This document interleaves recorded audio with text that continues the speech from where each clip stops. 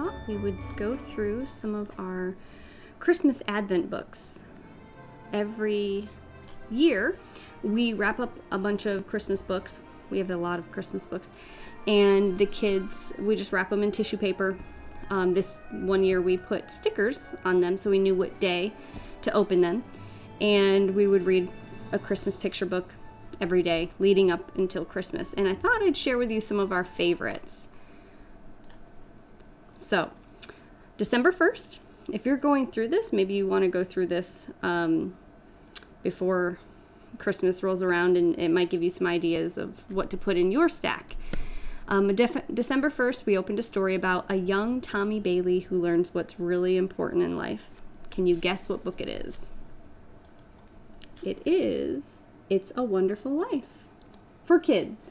This is a great book. The pictures in it are absolutely beautiful. Just to give you an idea, they're so good. On December 2nd, we opened a story about preparing for Christmas in a rural town with your grandparents. Have any ideas? This is Christmas in the Country. Love this book. It's a sweet, short book. The pictures are just really fun. Kind of reminds me a little bit of when I was growing up. We lived in a rural area, and makes me miss that.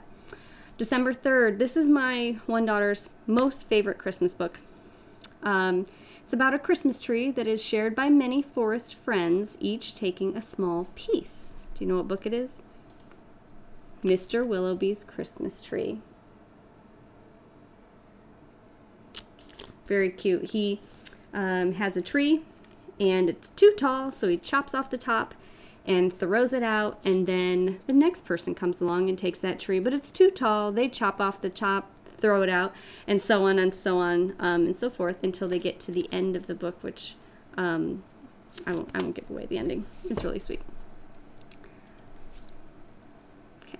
December 4th, we opened a story about a little boy who learns compassion for others. That's more important than greed. This is The Christmas Train. Our book actually comes with a CD that it's read to you. Most of our books are bought used or hand-me-downs. This one was a new one, so maybe they still have those. I want to check. And then on December 5th, we opened a story about how the New York City Rockefeller Christmas tree impacts families for years to come. So how they select it, and then how it continues to inspire and just help people. The Carpenter's Gift. Beautiful story. It shows you pictures in the back of the very first, actually I think I might have left it here, of the very first Rockefeller Christmas tree right here. And the story a little bit behind it. Beautiful book. Then we opened a story about how a little owl was found in the New York City tree. It's a true story about how it was found. And this is the Christmas owl. The cover on this it's glittery and you can feel it. It's really neat. And then on the inside they have like a it's like a map of where the tree came from. December 7th, a story about a man who brings the town together with the story and the meaning of the candy cane. The candy cane, Legend of the Candy Cane. Now this picture that I have here, it says board book on the picture over here. That's the only one I could find online. So they do have a board book version. Ours is not. It's the actual longer version, which I love. But you could get a board book. December 8th, a crow is decorating a Christmas tree for everyone in the town to enjoy. Taking little things, little piece of string from here, a bell from there, piece of trash from there. This is Merry Christmas, Merry Crow.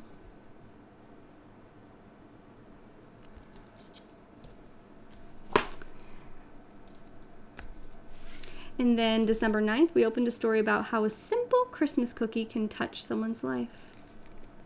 This is The Gift of the Christmas Cookie, sharing the true meaning of Jesus' birth. And then in the back, there's actually a recipe, and we made that recipe. So that was, it was actually not as sweet as the Christmas cookies that you would be used to nowadays. I think it's an older recipe of how they used to make it. So it was pretty neat to see the difference.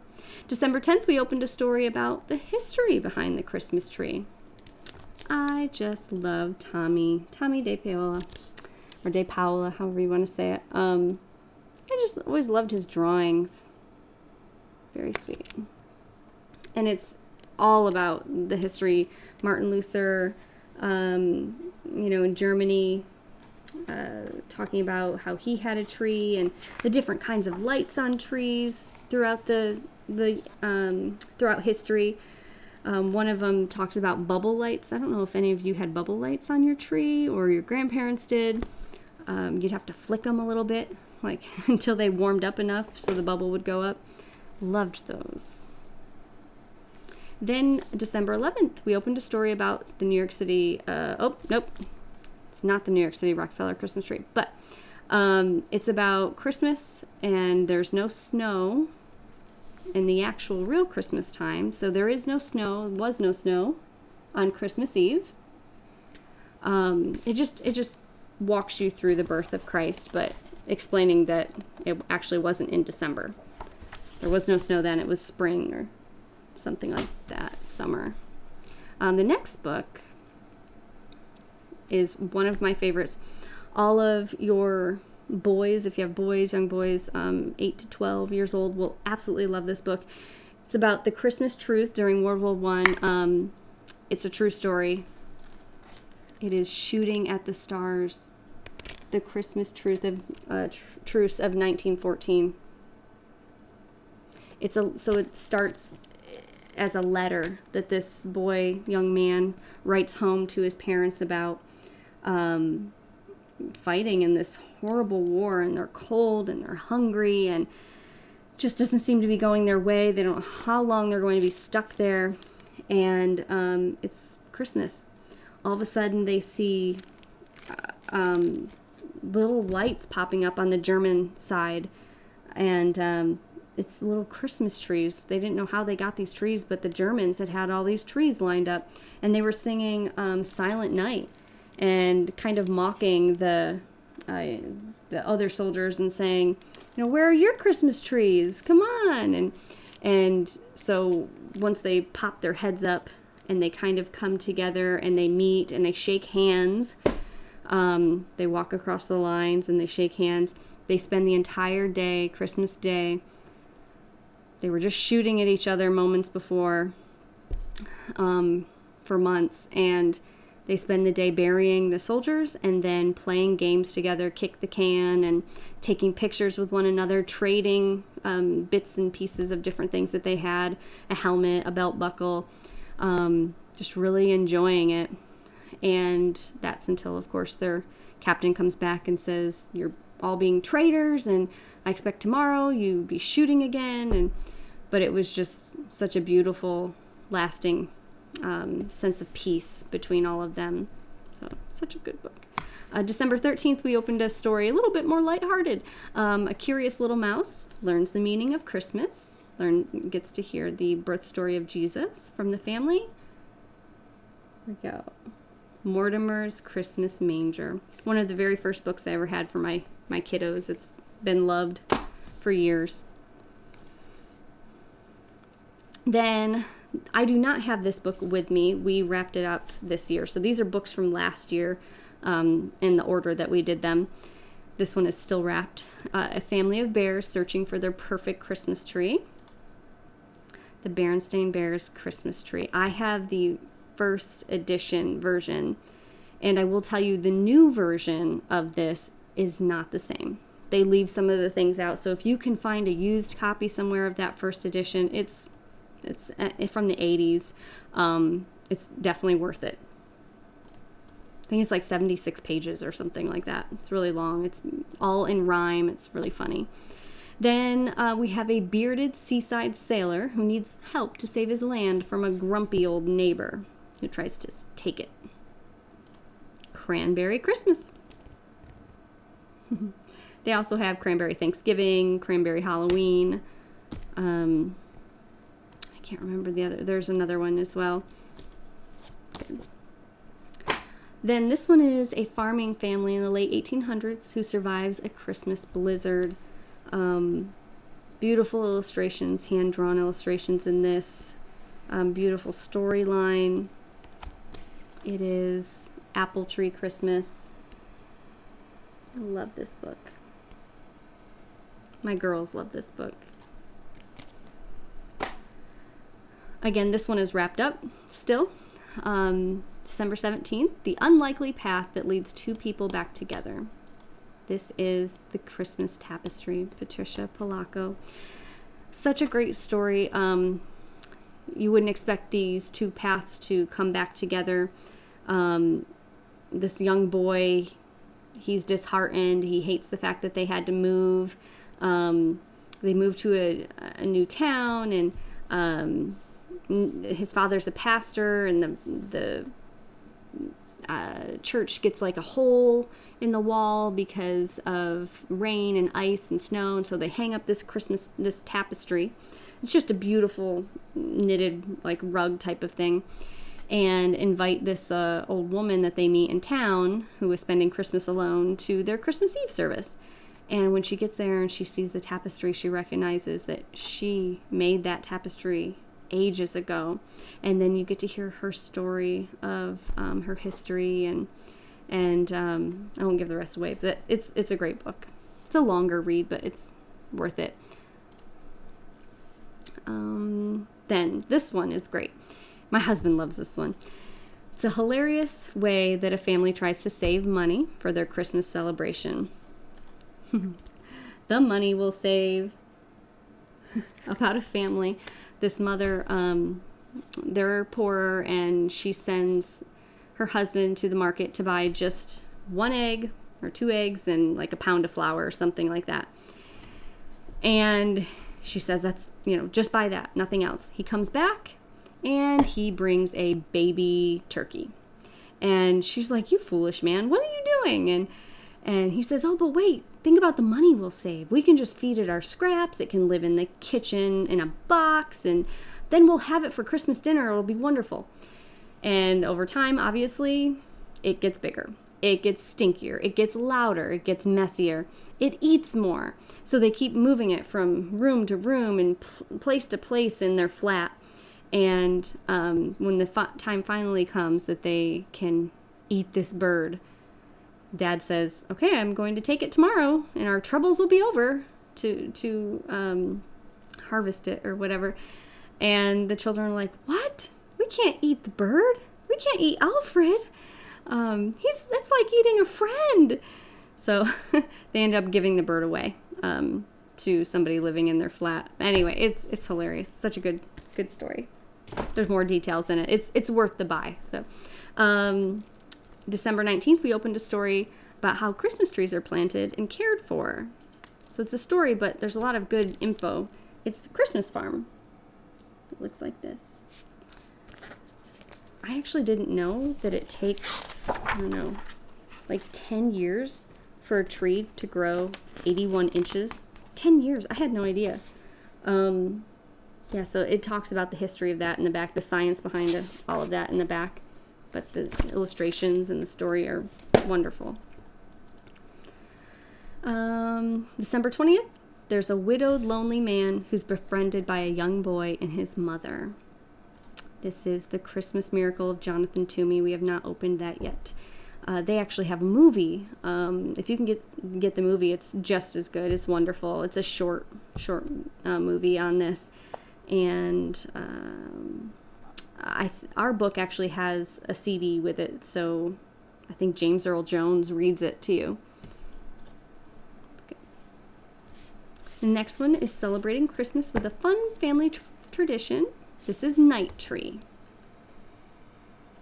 They all go out into the woods, and they bring a blanket and hot cocoa and popcorn, and they string it around just a random tree in the woods so the animals can have their Christmas too.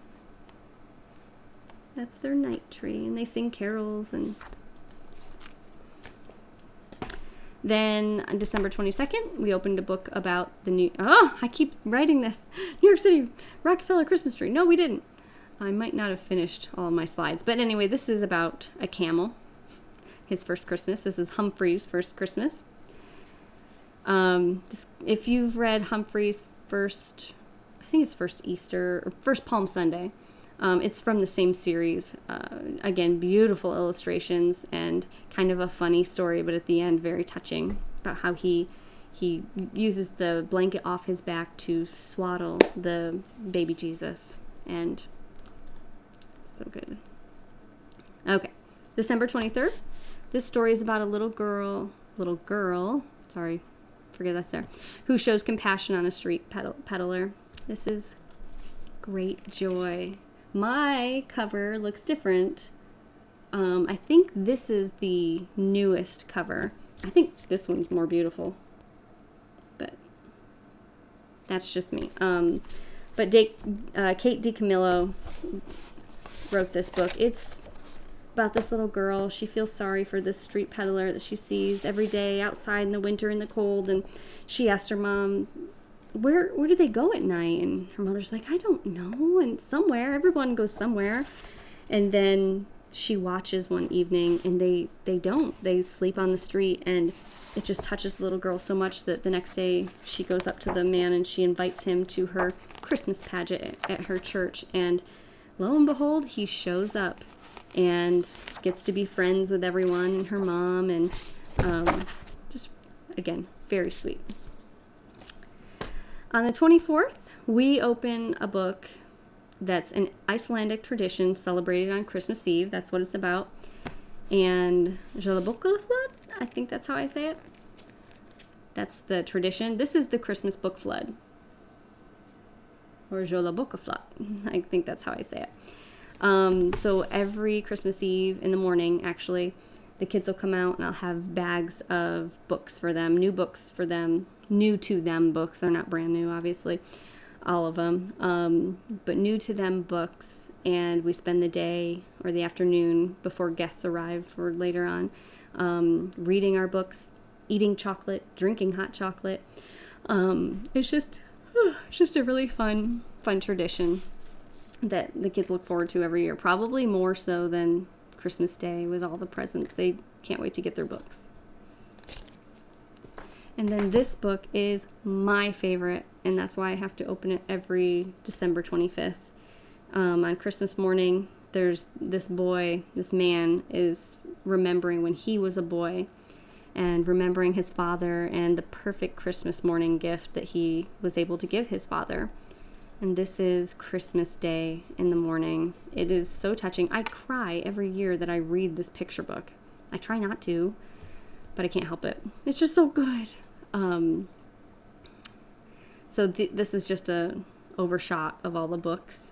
I will try to link all the books below for you. I don't get any commission or anything like that. I'm not set up at the time of this recording to do anything like that. I really just love these books so much.